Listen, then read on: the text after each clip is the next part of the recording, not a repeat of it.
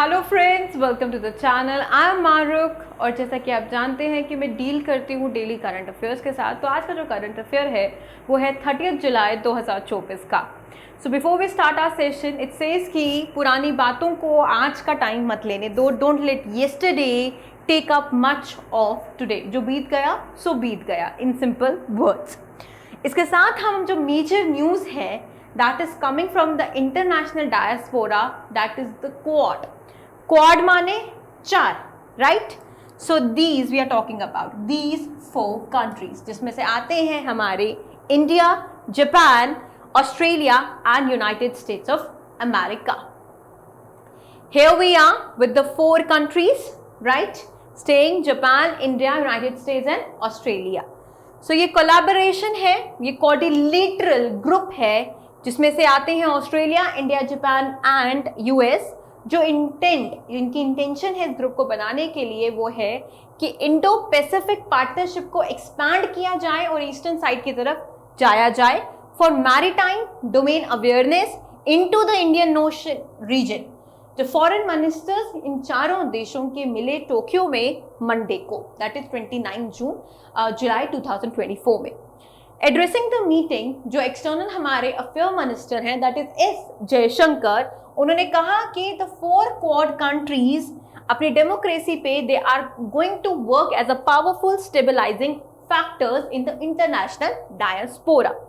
So ministers they also, major जो news है जो इन्होंने इस टाइम पे डिसीजन लिया, they have asked for a immediate cessation की जाए वायलेंस जो हो रही है गाजा में, यूक्रेन में और म्यांमार में। सो इन्होंने पैसिफिक की तरफ से अपना ध्यान हटाते हटाते थोड़ा ईस्टर्न साइड पर ये आए हैं। And what they have asked for that these countries have they taken a stand कि सिसेशन होनी चाहिए, खत्म होनी चाहिए वायलेंस की in the countries Myanmar, Gaza और यूक्रेन में जो कॉन्टिन्यूसली चल रही है। Indicating, even they have indicated the concern जो चाइना की मैरीटाइम एक्टिविटीज है ना साउथ चाइना सी में, जो हमने काफी करंट अफेयर्स में कवर की थी, साउथ चाइना सी की जो एक्टिविटीज है। And this meeting emphasise the importance of maintaining and upholding freedom to navigation and overflight other lawful uses of sea and unimpeded commerce consistent with international law. So Indo-Pacific Maritime Domain Awareness इन्होंने initiative start की है। जो Indo Pacific maritime domain initiative है वो announce की गई by the quad countries. Actually इसे 2020 में अनाउंस किया गया था।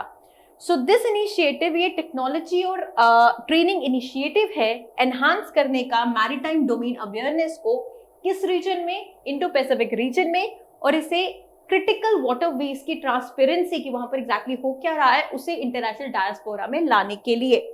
इट हार्नेस इनोवेटिव टेक्नोलॉजीज को डेवलप करना, जैसे कि कमर्शियल सैटेलाइट्स हो गई, रेडियो फ्रीक्वेंसी हो गई, डेटा कलेक्शन हो गई, ताकि partners across out east Asia, the Indian ocean and the Pacific उन्हें एग्जैक्टली स्थिति पता चले of the waters, the maritime waters, maritime zone की, राइट?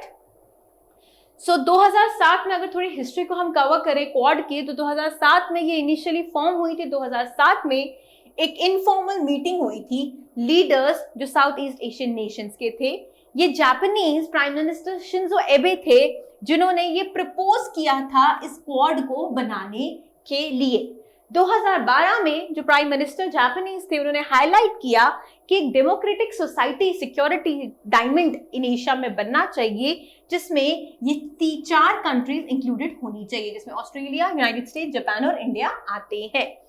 2017 में वंस अगेन ग्रोइंग डेंजर जो चाइना ने दिया इन द 4 नेशंस, जो साउथ ईस्ट चाइना में जो इनकी चाइना की इन्फिल्ट्रेशंस कह सकते हैं जो लगातार रही, that has given the 4 nation कि उन्होंने अपना रिवाइटलाइज किया अपने क्वाड को और अपना एक्सपैंड किया गोल और डिवाइसेस को that aim to gradually establish international order based on the rule in the maritime domain. India, Japan, USA and Australia ने पहली बार क्वाड टॉक्स को हेल्ड किया in Manila ahead of the Asian summit 2017 में 17 में। 2020 में trilateral India, US and Japan Malabar naval exercises expand की इन्होंने, including the Australia marking the first official grouping of the Quad since its resurgence in 2017 the joint military exercises between the countries in over a decade. So 2021 में the Quad leaders, because COVID चल रहा था, so they met virtually and they released a joint statement that was titled "The Spirit of the Quad."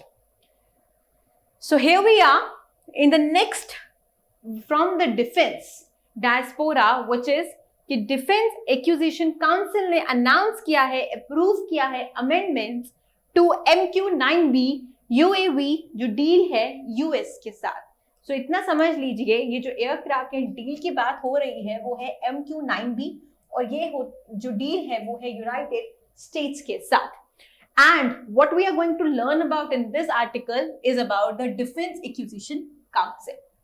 तो news है क्या? So जो हमारा defence acquisition council है that is by defence minister Rajnath Singh. Monday को इन्होंने रिव्यू किया और अप्रूव किया कुछ अमेंडमेंट्स इन द डील जो प्रोक्योर करेगा 31 MQ-9B. What are they? They are HALE. What is HALE? HALE is high altitude long endurance unmanned aerial vehicle from the Journal Atomic of US Defense Sources said. With the Quad leaders submit, जैसा कि आप जानते हैं वो जो Quad leaders 4 submit हुई, scheduled to be hosted by India दिसंबर में, the MQ-9B and GE-414 ये जेट इंजन है जिसके एक्सपेक्ट कर रहे हैं कि डील को कंक्लूड किया जाए जब यूएस के प्रेसिडेंट इंडिया से आएंगे और मुलाकात होगी इनकी. So India is looking, what India is looking is to procure 31 MQ-9Bs UAVs, 15 Sea Guardians for Indian Navy and 16 Sky Guardians, 8 each for Indian Navy, Indian Army and Air Force, जिसकी cost हमें total पड़ जाएगी $3.99 billion. Right. इसके बाद हम बात करेंगे MQ-9B जो न्यूज में है. दिस इज द MQ-9B जिसे प्रीडेटर ड्रोन भी कहते हैं. इसका वेट जो है वो 5670 kg है.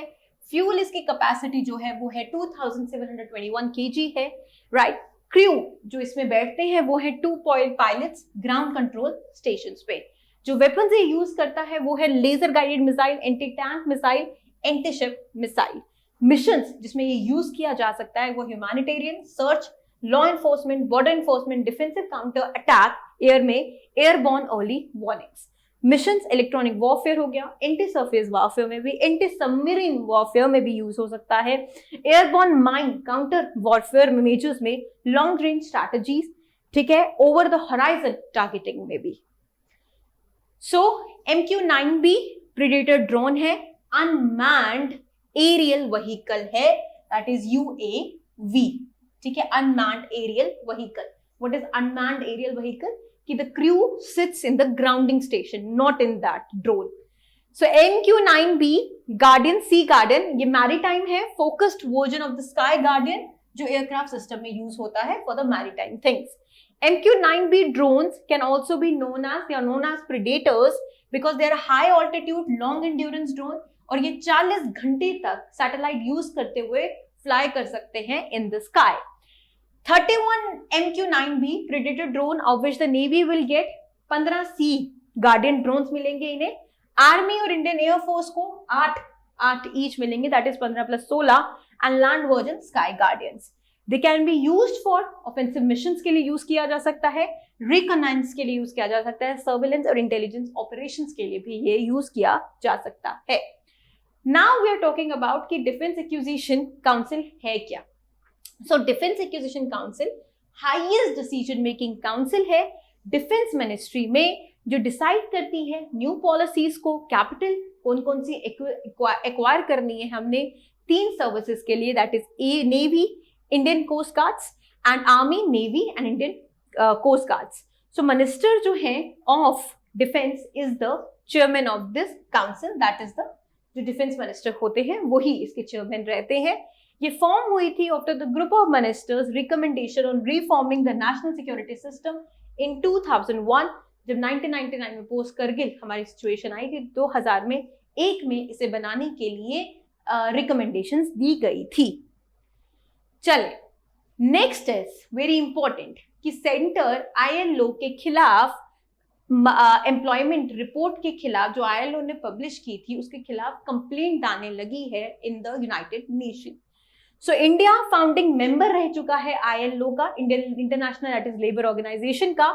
It's likely to raise a complaint against this agency for publishing India की जो इन्होंने एम्प्लॉयमेंट रिपोर्ट पब्लिश की है 2024 मार्च में उसके खिलाफ। So week before the Lok Sabha election to report जो पब्लिश की गई थी by the international labour organisation और इंस्टीट्यूट ऑफ ह्यूमन डेवलपमेंट ने, उसने कहा था उस रिपोर्ट के अकॉर्डिंग जो इंडिया का यूथ है वो 83% अनएम्प्लॉयड वर्कफोर्स को अकाउंट करता है and the share of youngsters with secondary और hard education among total unemployment youth has almost doubled from 35.2 2000 से लेकर 65.7 तक इन 2022। उसके बाद unemployment, right. So the international labour organisation है क्या? वो एक यूनाइटेड नेशन की एजेंसी है जिसका मेजर एजेंडा है वर्ल्ड टू वर्क।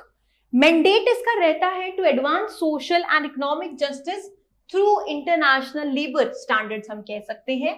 मोटो है that the international labour organisation mandate as the basis of peace is expressed today as decent work for all. Headquarters हमने ऑलरेडी डिस्कस किए चुके हैं। Its headquarter situated in Geneva Switzerland में। Parent organisation जो है वो है इसकी economic and social security council of United Nation. Now ये मेंबर है यूनाइटेड नेशन डेवलपमेंट ग्रुप की, कॉलिशन है of United Nation organisation that aim to help meet people to maintain their sustainable development goals. History क्या है कि ये create हुई थी 1990 में ट्रीटी ऑफ वर्सलिस के पार्ट से, जिसने एंड किया था वर्ल्ड वॉर 1 को to reflect the believe that universal and lasting peace ये तभी कंप्लीट हो सकता है जब इसकी जो बुनियाद है वो रखी जाए ऑन सोशल जस्टिस पर। 1946 पे द इंटरनेशनल लेबर ऑर्गेनाइजेशन एक स्पेशलाइज्ड एजेंसी बनी of the newly formed United nation की। जो मेंबर्स हैं वो 187 मेंबर स्टेट्स हैं, जिसमें से 186 out of 193 United Nation member states plus are Cook Island. Structure, ये ट्रीपैरिटेट एक यूनाइटेड नेशन की एजेंसी है जो ब्रिंग टुगेदर करती है एम्प्लॉयर्स को, वर्कर्स को एंड इवन की गवर्नमेंट को। ट्रीपैरिटेट मतलब तीनों को, गवर्नमेंट को, एम्प्लॉयर्स को और वर्कर्स को, 187 अपने मेंबर स्टेट्स की। इसी के साथ हम दूसरी न्यूज पर आते हैं विच इज क्वाइट इंपॉर्टेंट अगर हम बात करें बच्चों के भविष्यों के बारे में। सो एनसीईआरटी ने बोला है, गाइडलाइंस उन्होंने दी है according to the new education policy कि 10 दिन ऐसे होने चाहिए पूरे सर्कुलम में जो बैगलेस हो, जिसमें आपको बैग कैरी करने की जरूरत नहीं हो, जहां पे हमारा फोकस एक्स्ट्रा चीजों पर रहे। So NCERT has proposed 10 bagless days a year for student from classes 6 to 8, classes 6वीं टू 8वीं के बच्चे में कि जो पूरे सर्कुलम में एक साल में 10 दिन बैगलेस होने चाहिए। इसका पर्पस है to give respite and relaxation बच्चों को from classes 6 to 8। National council educational research and training हमारी एनसीईआरटी ने प्रपोज किया है 10 बैगलेस डेज जो इंप्लीमेंट किए जाएंगे by schools across the states. So NCERT कहता है कि टीचर को एक शेड्यूल या स्केड्यूल प्लान करना पड़ेगा फॉर स्टूडेंट्स टू लर्न, ताकि वो वोकेशनल एक्सपर्ट से लर्न कर सके, जैसे कि कारपेंटर हो गया, आर्टिस्ट हो गए, फोटोग्राफर्स हो गए, गार्डनर्स हो गए and all that. On an average teachers and children, अगर देखा जाए एवरेज पे तो जो बच्चे और अध्यापक होते हैं वो 6 घंटे स्कूल में बिताते हैं अप्रोक्सीमेटली, मतलब हो गया 1000 घंटा इन द एक साल में इन स्कूल वो लोग बिता रहे हैं। मिनिमम अगर हम 60 घंटे उसमें से निकाल लिए, मतलब 10 दिन हम निकाल लें और उस टाइम को हम एलोकेट करें for the activities. So the guideline ये जो दी गई है बाय द एनसीईआरटी, ये इज इन कह सकते हैं कि is in line with the requirements of new education policy 2020 की, that has been stated by NCERT. So guideline कहती है, जैसे मैंने कहा, बैगलेस डेज प्रोवाइड एक्सपोजर दिया जाएगा क्लासरूम से बाहर की दुनिया में बच्चों को विद ट्रांजैक्शंस जो उनको डे टू डे एक्टिविटी में हेल्प करेगी, ऑब्जर्वेशन जो बेस्ड लर्निंग है हमारी उसकी कैपेसिटी को हमारा इंक्रीज करेगी और स्कोप इंक्रीज करेगी for practice and understanding the world that is outside the classroom, that 4 walls of classroom and desks and the blackboards, right? So bagless days ये डेवलप करेगा interdependent in classroom with theoretical, एक theoretical जो impart हम knowledge करते हैं as well as the practical application, and promote the dignity of labor through hands-on activity in existing local vocations, the guidelines has set. So with this, the important thing is that another article says कि further delay in census is quite perilous. Census last time हुआ था 2011 में, जो reports जिसका अभी भी data use हो रहा है, इसे होना था 10 साल के बाद 2021 में, बट अनफॉर्चुनेटली उस टाइम पर हम कोविड वाली सिचुएशन में फंसे हुए थे एंड अभी तक सेंसस नहीं हुआ है। जो डेटा है वो 2011 का इस्तेमाल हो रहा है। सो बाय द कह सकते हैं कि economist and by the social welfare schemes, काफी ब्यूरोक्रेट्स का बिलीव है कि एब्सेंस जो सेंसस नहीं हुआ 2011 में, उसमें काफी जो वेलफेयर स्कीम है वो आउट ऑफ रिकॉर्ड रह रही है। इनफैक्ट जो पार्लियामेंट ने अभी बोला था कि 33% वुमेन रिजर्वेशन दी जाए in the parliaments and assemblies में, वो भी सेंसस का वेट कर रही है कंडक्ट, क्योंकि पता तो चले हमारी 6 रेशियो है क्या, कितनी फीमेल्स हैं पर count 1000 males. So next is the first जो सेंसस हुआ था, कोई हिस्ट्री है छोटी सी, कि जो फर्स्ट सेंसस हुआ था वो 1881 में हुआ था by WC Plowden, census commissioner of India थे ये उस टाइम पर। सिंस देन सेंसस अनइंटरप्टेडली हुआ है, एक वंस इन 10 साल में, इन अ डिकेड एक बार होता है। सेंसस ऑफ इंडियन एक्ट है 1948 जो प्रोवाइड करता है लीगल फ्रेमवर्क देता है कि सेंसस को कैरी आउट किया कैसे जाएगा। हाउएवर उसकी जो टाइमिंग है वो मेंशन्ड आउट नहीं है। सेंसस एक कॉन्स्टिट्यूशनली मैंडेटेड चीज है इंडिया में, but there is no constitutional और legal requirement that it need to be conducted decennially. 10 year frequency काफी कंट्रीज में फॉलो की जाती है, जैसे इंडिया में, जैसे कि हो गया यूनाइटेड स्टेट्स ऑफ अमेरिका, हो गया यूनाइटेड किंगडम हो गया, पर कुछ कंट्री में ये 5 साल के बाद दोहराया जाता है, जैसे कि कनाडा हो गया, ऑस्ट्रेलिया हो गया और जापान हो गया। द सेंसस जो कंडक्ट किया जाता है वो किया जाता है by the office of the registrar general और census commissioner, ministry of home affairs. So with this, we have tried to cover the important articles of 30th July 2024. I hope this video is helpful to you. So bye-bye and take care.